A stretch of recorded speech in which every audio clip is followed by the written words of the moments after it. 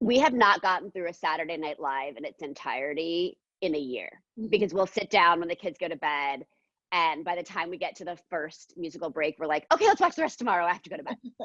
You have told us that your kids ask for more siblings every day.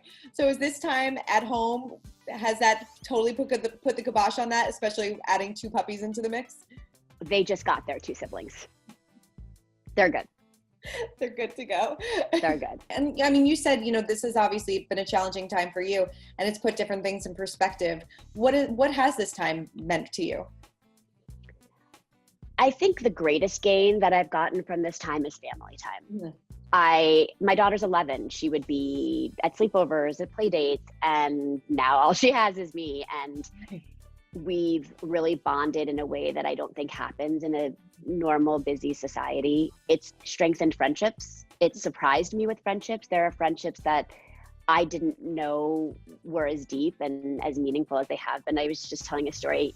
I was having kind of a hard day yesterday, and my doorbell rang, and in COVID, you're like, who's at my door, Right. And it was a girlfriend of mine who was dropping off a cheese plate and a brownie.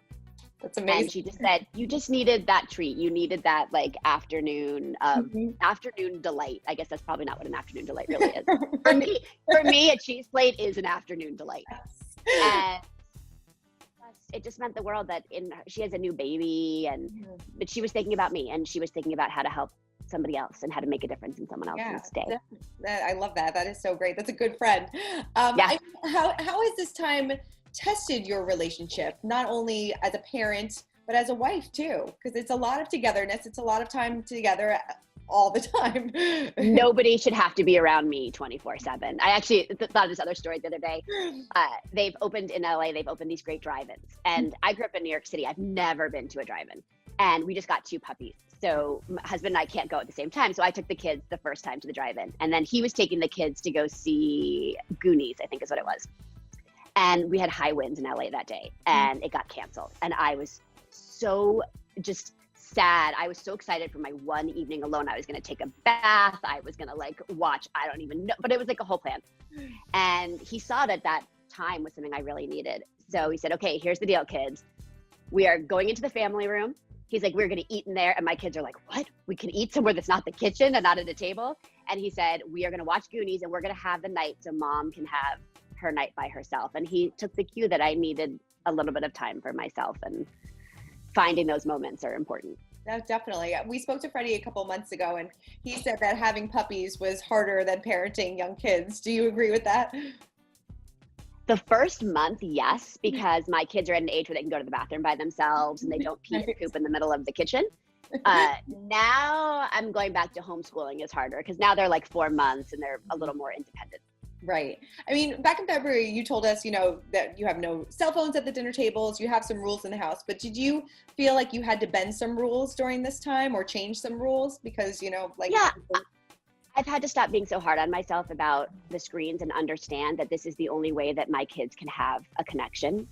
And this is how they have play dates now, is they put these Zoom cameras on and they parallel play, and it's all balance. It's finding the days where I'm like, okay, it's gorgeous outside, all devices. We're taking a walk as a family. We're going to walk the dogs. We're going to play football. We're going to do a board game, and also understand that some days they're just going to be on those devices. And I think I came to the realization a couple weeks ago, Freddie and I were talking, and we realized that once this is all done, my kids will be so excited to be able to have that contact that they're not going to want to play the devices. So understand that someone gave me great advice when I had a baby. And they said, put "for now" at the end of every sentence. My baby won't sleep through the night for now. My baby won't have breast milk for now, because it's all going to change. And so I've continually tried to implement that into my daily life and understand that these situations are for now. Yes, it's longer. As we're approaching the 1-year anniversary, I mean, I haven't eaten in a restaurant in a year. That's shocking to me, but it's bananas. But also understanding that this is still for now. Yeah, I love that. I think that's such great advice to give to new moms too. Everything is for now. I mean, have you guys been able to do date nights at home, or are you guys, by the time the kids are in bed, the puppies are asleep, you're like, all I want to do is just sit on the couch and just relax? We have not gotten through a Saturday Night Live in its entirety in a year, because we'll sit down when the kids go to bed, And by the time we get to the first musical break, we're like, okay, let's watch the rest tomorrow. I have to go to bed.